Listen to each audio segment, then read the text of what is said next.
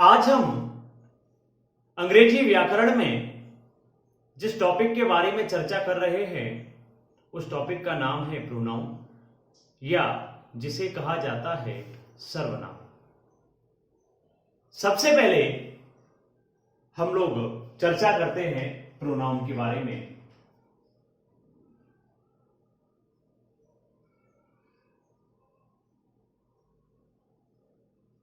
अगर हम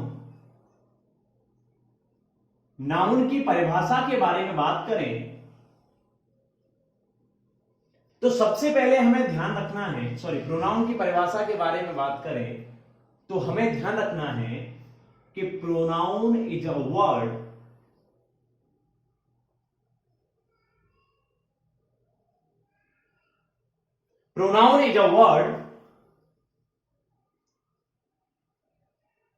used in place of noun।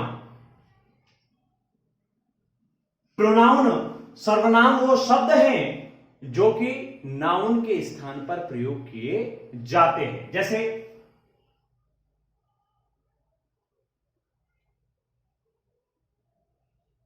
पहले इसको परिभाषा को लिख देते हैं कि सर्वनाम वे शब्द हैं जो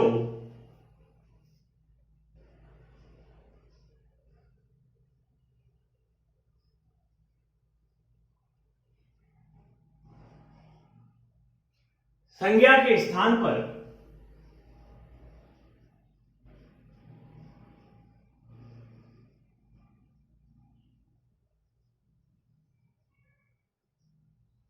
वे शब्द जो संज्ञा के स्थान पर प्रयोग किए जाते हैं क्या कहलाते हैं? सर्वनाम कहलाते हैं। उदाहरण के लिए अगर हम लोग बात करें, फॉर एग्जाम्पल अगर हम लोग बात करें तो जैसे आई है, वी है, यू है, ही है, सी है, दैट है ना, इत्यादि। सबसे पहले समझने वाली जो बात है वो बात ये है कि प्रोनाउन कहा किसे जाता है? तो ऐसे शब्द जो संज्ञा के स्थान पर प्रयोग होते हैं। जैसे अगर हम संज्ञा के बारे में बात करें तो हम पिछली क्लास में पढ़ चुके हैं कि संज्ञा क्या है कि noun is the name of person, place और थिंग। किसी वस्तु, स्थान अथवा प्राणी के नाम को क्या कहते हैं? संज्ञा कहते हैं। जैसे मेरा नाम विवेक है ना। अब विवेक खाना खाता है की जगह पे मैं क्या कर रहा हूं? मैं खाना खाता हूं। इसका मतलब ये जो मैं शब्द है ये विवेक के लिए प्रयोग हुआ है। ठीक है, जाहिर सी बात है कि जो नाउन है क्या? विवेक। किसी व्यक्ति का नाम है तो उसको क्या कहेंगे? वो नाउन होता है। और इस विवेक के स्थान पर हमने प्रयोग किया है मैं खाना खाता हूं, मैं गाना गाता हूं, मैं पढ़ने जाता हूं। तो ये जो मैं शब्द है ये क्या है? ये आपका विवेक के स्थान पर प्रयोग हुआ है। इसीलिए ये क्या है? हम जैसा कि हमारी परिभाषा कहती है कि वे शब्द जो संज्ञा के स्थान पर प्रयोग किए जाते हैं क्या कहलाते हैं? सर्वनाम कहलाते हैं। चलिए अब हम लोग चर्चा करते हैं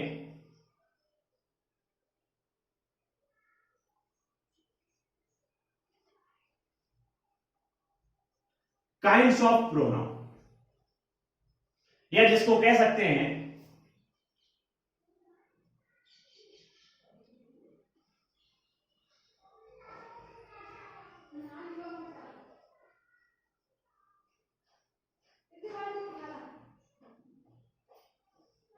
सर्वनाम के प्रकार। जब हम लोग सर्वनाम के प्रकारों के बारे में चर्चा करते हैं तो स्थिति किस प्रकार से आती है उस पर हम लोग चर्चा करते हैं। देखिए सबसे पहला आता है आपका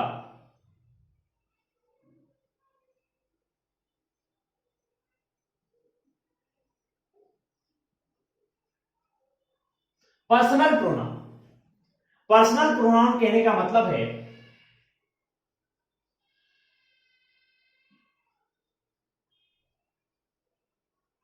व्यक्तिवाचक सर्वनाम। अगर आपसे ये कहा जाए कि पर्सनल प्रोनाउन है, पर्सनल प्रोनाउन क्या होता है? व्यक्तिवाचक सर्वनाम है। तो क्या अगर हम इसको परिभाषित करेंगे तो क्या कहेंगे? ऐसे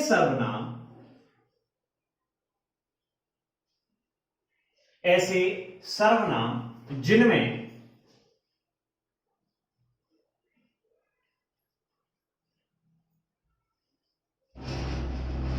व्यक्ति का बोध हो। जब उन सर्वनामों को जब हम प्रयोग करते हैं, जैसे हमने कहा आई मी, आई है तो क्या है? व्यक्ति है। हमने कहा वी, क्या है? व्यक्ति है। हम, किसके लिए? व्यक्तियों के लिए प्रयोग हो रहा है। दे, व्यक्तियों के लिए प्रयोग हो रहा है। ही, सी, इट, ये सभी व्यक्तियों के लिए प्रयोग हो रहा है। तो क्या है? ऐसे सर्वनाम जिनमें व्यक्तियों का बोध हो, क्या कहलाते हैं? व्यक्ति।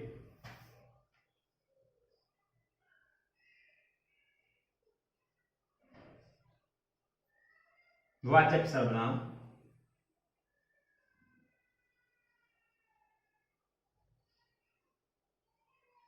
कहलाते। उदाहरण के लिए अगर हम लोग चर्चा करेंगे, क्या है? आई, वी, यू, ही, सी, ये सभी क्या है? ये सभी आपके व्यक्तिवाचक सर्वनाम होते हैं। ठीक है, चलिए अब स्थिति क्या है? चलिए अब इस व्यक्तिवाचक सर्वनाम को ही हम थोड़ा सा और एक्सप्लेन करते हैं। आप सभी लोगों ने जब कर्ता के बारे में पढ़ा है तो कर्ता में हम और आप जानते हैं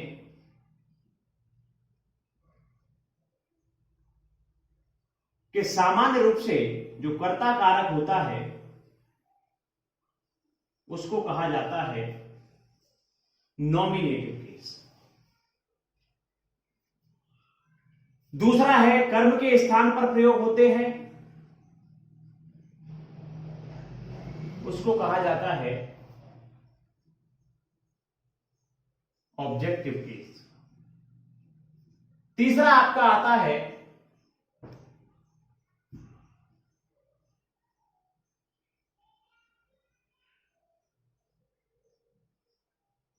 पजेटिव केस।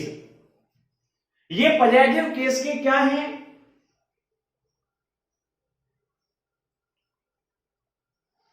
एडजेक्टिव हैं। और साथ ही साथ में एक स्थिति और आती है,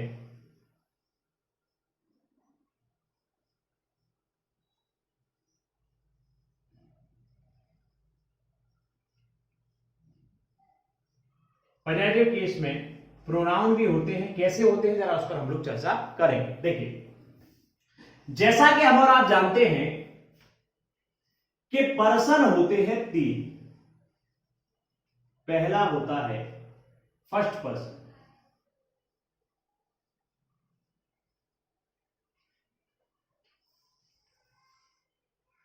दूसरा होता है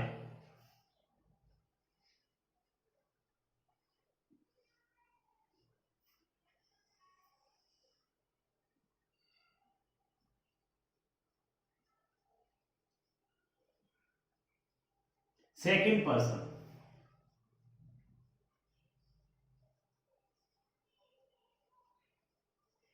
तीसरा आता है आपका थर्ड पर्सन। पर्सन 3 होते हैं, फर्स्ट पर्सन, सेकंड पर्सन और थर्ड पर्सन। अब हम लोग जो चर्चा करते हैं वो क्या है? देखिए, जैसा कि हम और आप जानते हैं फर्स्ट पर्सन होता है आई और वी। देखिए, किसी से भी पूछा जाए कि बताइए सबसे अच्छा मकान किसका? मेरा। आपसे भी यदि आपके कहीं रिलेटिव के यहां आप गए हुए हैं और आपसे पूछा जाए कि बताइए सबसे होशियार बच्चा कौन है आपकी क्लास का, तो वहां आपकी क्लास का कोई और बच्चा तो मौजूद है नहीं, तो क्या कहोगे कि सबसे होशियार कौन? मैं हूं। तो फर्स्ट पर्सन कौन है? आई है। सेकंड पर्सन कौन है? जो आपका मित्र होगा उसका नाम लेंगे, तो सेकंड पर्सन क्या है? यू हो, तुम हो। और थर्ड पर्सन कौन आएगा? वो आएगा जो आपके पास में मौजूद नहीं है, अर्थात ही। लड़का है तो ही, लड़की है तो सी, और अगर कोई नपुंसक चीज है तो इट का प्रयोग करेंगे। अगर आपसे बहुवचन के रूप में प्रयोग किया जाए कि सबसे अच्छी क्लास स्कूल में किसकी है, तो मेरी क्लास है, हमारी क्लास है, अर्थात वी। यू आपका एक वचन भी है और बहुवचन में भी प्रयोग होता है, और थर्ड पर्सन में क्या होता है, थर्ड पर्सन में आता है आपका दे। और साथ ही साथ में यदि किसी का कोई नाम है तो वो नाम भी आपका किस में आता है, थर्ड पर्सन में आता है, ऐसा आपने पढ़ा होगा। आई जब ऑब्जेक्ट की जगह पर आता है तो आई का ऑब्जेक्टिव केस होता है मी। आप लोगों ने संस्कृत में पढ़ा होगा कि कर्ता ने कर्म को, तो मैं और मैं को का मतलब क्या हो गया, मुझको या मुझे। वी का हो गया अस, हमको या हमें। यू का यू, तुम्हें या तुमको। ही का ऑब्जेक्टिव केस हिम, उसे या उसको। हर, इट, और दे का देम, और रामू श्यामू जो भी हो उनका नाम का नाम एज इट इज रहेगा। अब बात आती है पॉजिटिव केस का एडजेक्टिव। देखिए आई का पॉजिटिव केस होता है माई, वी का पॉजिटिव केस होता है अवर, यू का योर, ही का हिज, सी का हर, इट का इट्स, और दे का देयर। अगर हम पॉजिटिव केस के प्रोनाउन के बारे में बात करें तो आई का पॉजिटिव केस का प्रोनाउन होता है माइन। देखिए माई माने भी मेरा होता है, माइन माने भी मेरा ही होता है, लेकिन दोनों मेरे में अंतर है। माई एडजेक्टिव है इसलिए उसके बाद में क्या होगा, नाउन या प्रोनाउन जरूर होगा। ठीक है, तो माई का पॉजिटिव केस और प्रोनाउन माइन हो गया। अवर का अवर्स हो गया, यू का योर्स हो गया, हिज का हिज हो गया, हर का हर्ष हो गया, इट का इट्स, और दे का देयर। ठीक है, तो ये सभी क्या है, ये पॉजिटिव केस के प्रोनाउन है। एडजेक्टिव पढ़ेंगे तो हम एडजेक्टिव जब क्लियर कराएंगे तो आपको ये भी बताएंगे कि प्रोनाउनों का किस तरीके से स्थिति आती है। चलिए अब हम लोग चर्चा करते हैं प्रोनाउन में। सबसे पहले हम लोग पर्सनल प्रोनाउन के बारे में चर्चा कर चुके हैं। दूसरे नंबर पे आता है आपका डेमोन्स्ट्रेटिव प्रोनाउन।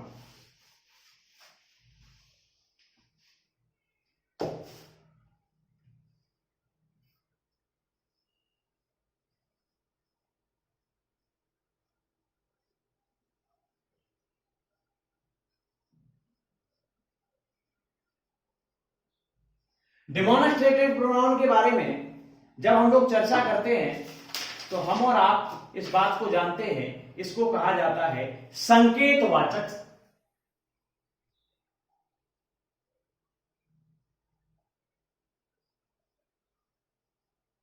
सर्वनाम।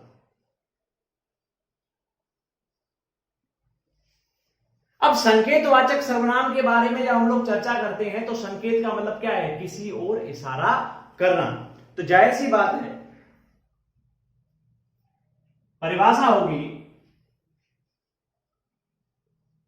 ऐसे सर्वनाम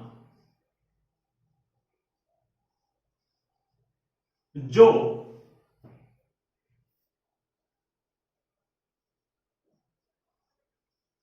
संज्ञा की ओर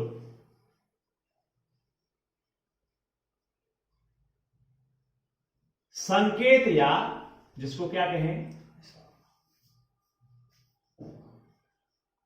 इशारा करते हैं, क्या कहलाते हैं,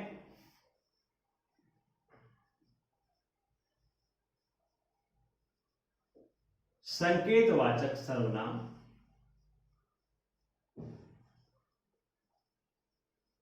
कहलाते हैं।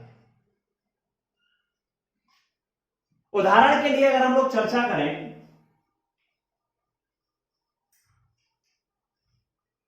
दिस, दैट, दीज और those. This, that, these, those, ये है आपका डिमोनस्ट्रेटिव प्रोनाउन। और अगर हम इस डिमोनस्ट्रेटिव प्रोनाउन के बारे में चर्चा करें, ये आपका प्रोनाउन का दूसरा जो प्रकार है डिमोनस्ट्रेटिव प्रोनाउन, अगर हम उसके बारे में चर्चा करें तो दिस माने होता है यह, दैट माने वह, दीज माने ये, और दोज माने वो या वे। ठीक है।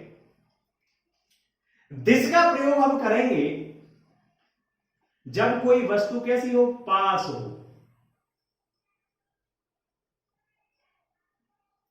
पास हो और एवं एक वचन।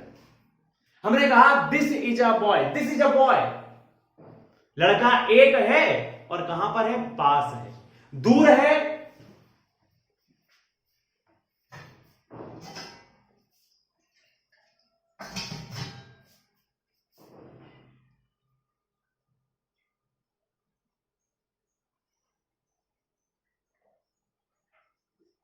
अगर कोई दूर है और एक है तो ऐसी स्थिति के लिए हम लोग प्रयोग करेंगे क्या, that, that is a boy, that is a cat. ठीक है। क्या है, दूर है और एक वचन है तो दैट का प्रयोग करेंगे। ये दिस का प्रयोग करेंगे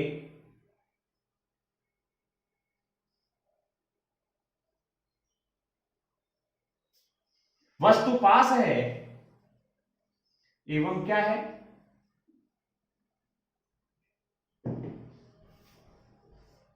वस्तु पास तो है लेकिन क्या है आपका दूर है। तो ऐसी स्थिति में क्या करेंगे, सॉरी, पास है लेकिन क्या है, बहुवचन है, तो वहां पर हम प्रयोग करें, क्या करेंगे, जो है आप प्रयोग करेंगे आपका दिस का, है ना।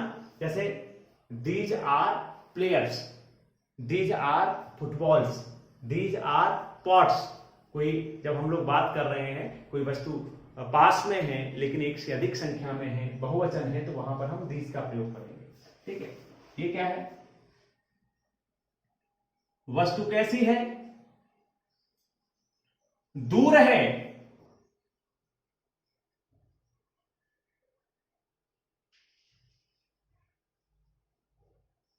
वस्तु दूर है और बहुवचन है, तो वहां पर हम प्रयोग करेंगे क्या है, वस्तु दूर है और बहुवचन है तो वहां पर हम प्रयोग करेंगे, ये क्या है, दोज का प्रयोग करेंगे। दोज आर मोबाइल फोन्स, वो क्या है, वो मोबाइल फोन्स हैं। Those are books in the library, वो क्या है, लाइब्रेरी में वो क्या है, किताबें हैं। तो ऐसी स्थिति में क्या करेंगे, वस्तु दूर है और बहुवचन है, तो ऐसी स्थिति में हम लोग दोज का प्रयोग करेंगे। तो इस प्रकार से जो डिमोनिस्ट्रेटिव प्रोनाउन होते हैं वो क्या होते हैं, ऐसे प्रोनाउन जो नाउन की ओर इशारा करते हैं उनको कहते हैं डिमोनिस्ट्रेटिव प्रोनाउन। जैसे this, that, these and those. This का प्रयोग करते हैं जहां पर कोई वस्तु पास में हो और एक हो तो दिस, पास में है, दूर है और एक है तो दैट, पास में है और बहुवचन है तो दीज, और दूर है और बहुवचन है तो दोज का हम लोग प्रयोग करते हैं। चलिए,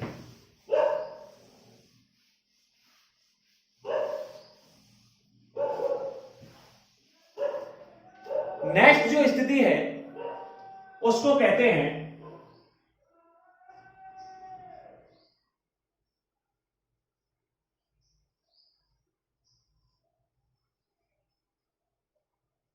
इंटेरोगेटिव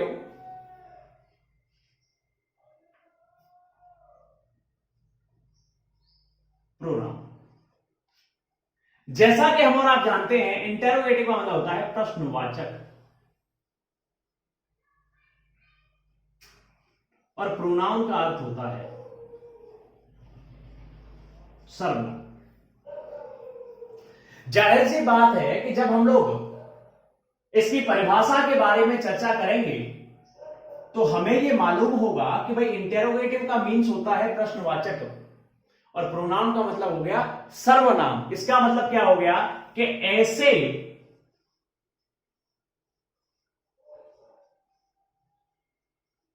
सर्वनाम जो प्रश्न पूछने के लिए, ऐसे सर्वनाम जो प्रश्न पूछने के लिए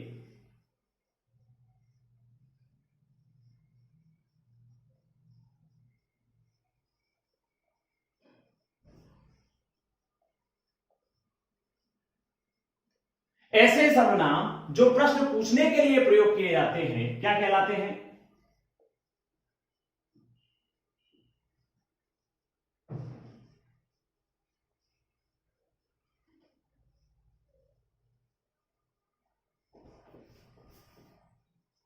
प्रश्नवाचक सर्वनाम कहलाते हैं। और अगर हम प्रश्नवाचक सर्वनाम के बारे में बात करेंगे तो क्या होगा? उदाहरण के लिए क्या हुआ? What, who, how, which.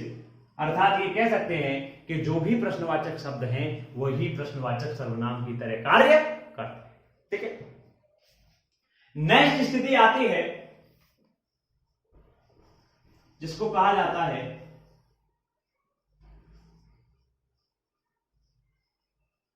Relative pronoun. Relative pronoun के बारे में जब हम लोग चर्चा करते हैं तो ऐसी स्थिति में क्या होता है? रिलेटिव प्रोनाउन उनको कहते हैं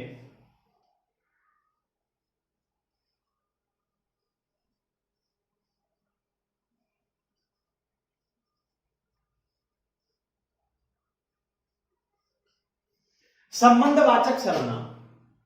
संबंधवाचक सर्वनाम आप देखिए क्या है? प्रोनाउन की डेफिनेशन क्या कहती है? प्रोनाउन की डेफिनेशन कहती है कि pronoun is a word which are used in place of noun. Pronoun is a word used in place of noun, जो नाउन के साथ में प्रयोग होते हैं। तो क्या करते हैं ये जो रिलेटिव प्रोनाउन होते हैं, क्या करते हैं कि ऐसे सर्वनाम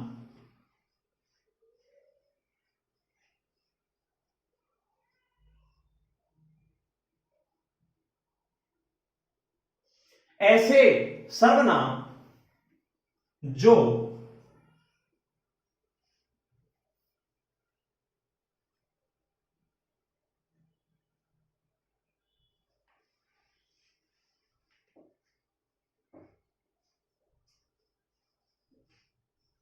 पहले आए हुए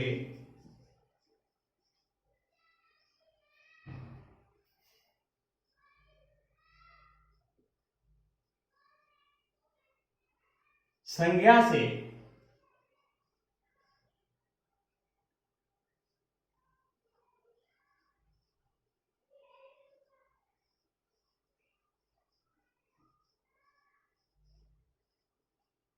संबंध बताते हैं, ऐसे सर्वनाम जो पहले आए हुए संज्ञा से संबंध बताते हैं क्या कहलाते हैं? संबंधवाचक सर्वनाम कहलाते हैं। यदि हम उदाहरण के लिए बात करें तो उदाहरण के लिए स्थिति क्या आ गई? जैसे हु है, दैट है, विच है। जैसे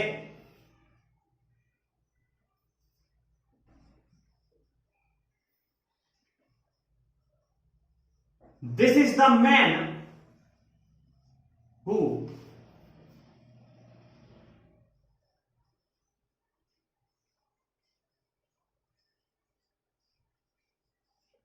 gave me money। This is the man who. यहां पर प्रश्न पूछने के लिए प्रयोग नहीं हो रहा है। अगर प्रश्न पूछने के लिए प्रयोग होगा तो इसको क्या कहा जाएगा? इसको कहा जाएगा इंटेरोगेटिव प्रोनाउन। लेकिन यहां पर क्या है? संबंध बताया जा रहा है कि यह वह आदमी है जिसने मुझे पैसे दिए। अर्थात किसने, जिसने पैसे दिए हैं उसका संबंध बताया जा रहा है। उस आदमी, वो आदमी कौन सा वाला है? वो आदमी है जिसने मुझे पैसे दिए। तो इस संबंध को बताने के लिए हमने क्या किया? हमने यहां पर जिन प्रोनाउन का प्रयोग करते हैं उसको कहते हैं रिलेटिव प्रोनाउन। नेक्स्ट जो स्थिति आती है वो आती है इंडेफिनिट प्रोनाउन।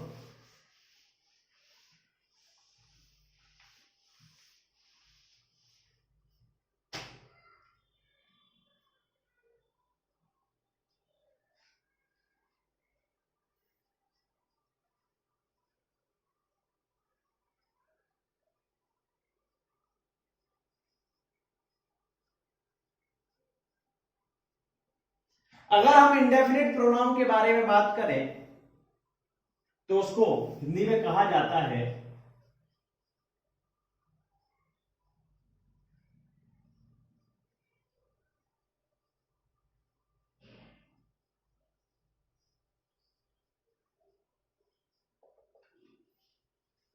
अब जैसा कि इसका नाम कह रहा है इंडेफिनिट अनिश्चयवाचक सर्वनाम, इसका मतलब क्या हो गया, ऐसे सर्वनाम जिसमें क्या है, किसी निश्चित वस्तु या व्यक्ति के बारे में पता नहीं चलता, मतलब निश्चित नहीं है, अनिश्चित है, तो ऐसे सर्वनाम को क्या कहा जाता है, अनिश्चयवाचक सर्वनाम कहा जाता है। जैसे क्या कहें कि ऐसे सर्वनाम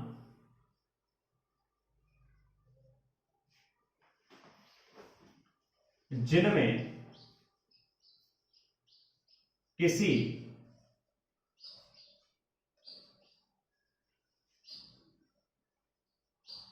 विशेष व्यक्ति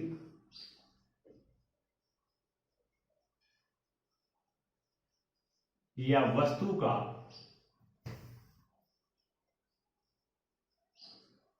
बोध न हो, क्या कहलाता है,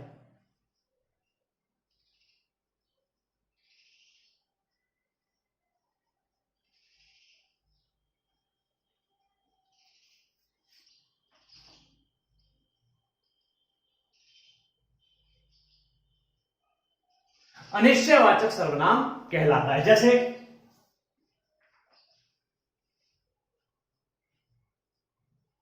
नोबडी, किसी ने नहीं, नोबडी कोई नहीं,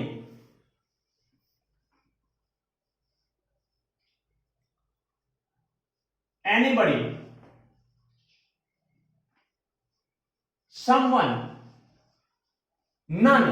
जब ऐसी स्थिति आ गई, जैसे क्या है कि none has seen the wind, किसी ने हवा को नहीं देखा, इसका मतलब क्या है, यहां पर कोई निश्चित नहीं है। तो जब यहां पर कुछ निश्चित नहीं है, वहां पर हम क्या करेंगे, वहां पर हम लोग जो प्रयोग करते हैं वो प्रयोग करते हैं किसका, वो प्रयोग करेंगे आपका इनडेफिनिट प्रोनाउन का प्रयोग करते हैं। ठीक है, ये था आपका 5वां नंबर। अब आते हैं 6वें नंबर पर। 6वें नंबर का जो प्रोनाउन है वो है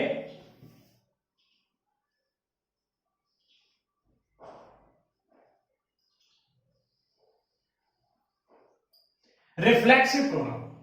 रिफ्लेक्सिव प्रोनाउन कहिए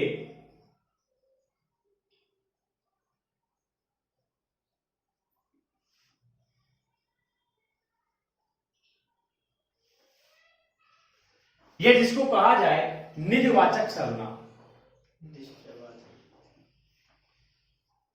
सॉरी निश्चय नहीं है, निज है।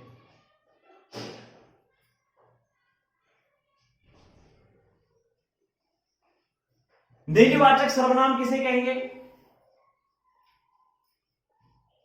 ऐसे सर्वनाम जिनमें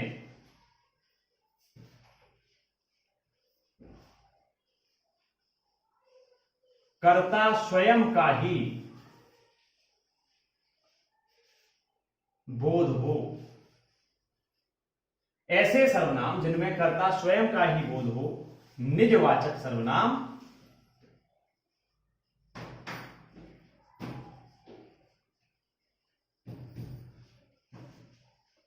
कहलाते हैं। जैसे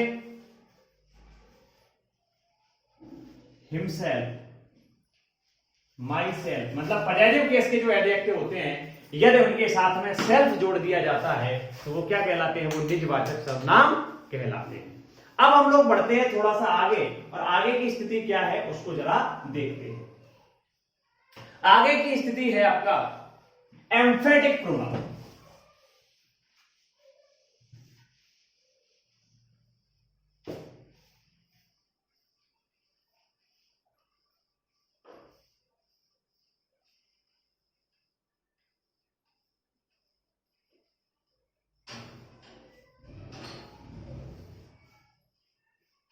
एम्फेटिक प्रोनाउन के बारे में जब चर्चा करें तो इसको कहा जाता है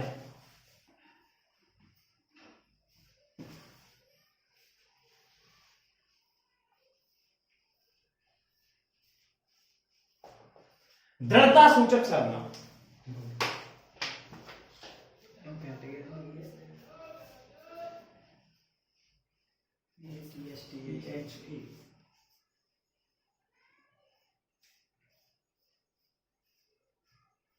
एम्फेटिक, EMPHATIC, एम्फेटिक।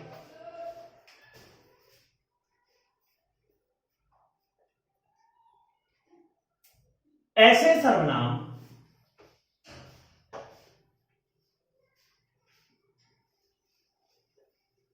जो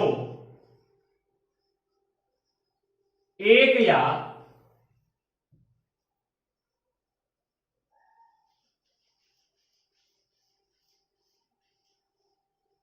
एक से अधिक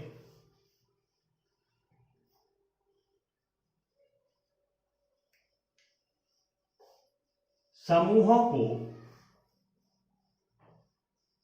प्रदर्शित करे क्या कहलाते हैं? एम्फेटिक प्रोनाउन कहलाते हैं। उदाहरण के लिए अगर हम लोग बात करें तो क्या हुआ? आइदर और,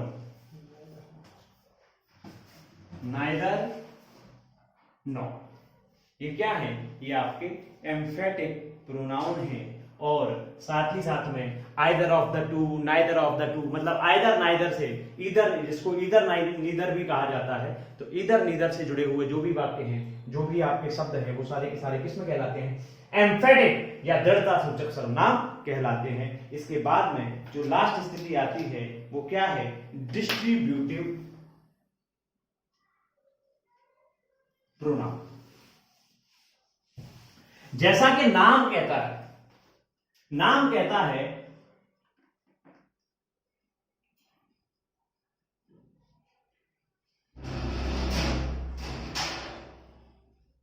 डिस्ट्रीब्यूटिव। डिस्ट्रीब्यूटिव का मतलब होता है किसी चीज का बंटवारा होना। तो ऐसे सर्वनाम क्या है जिसको कहा जाता है? विभाग सूचक।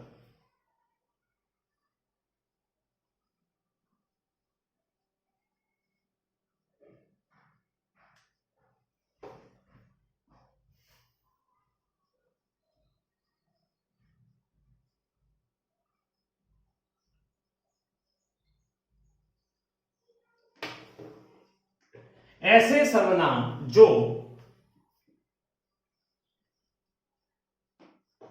भिन्न भिन्न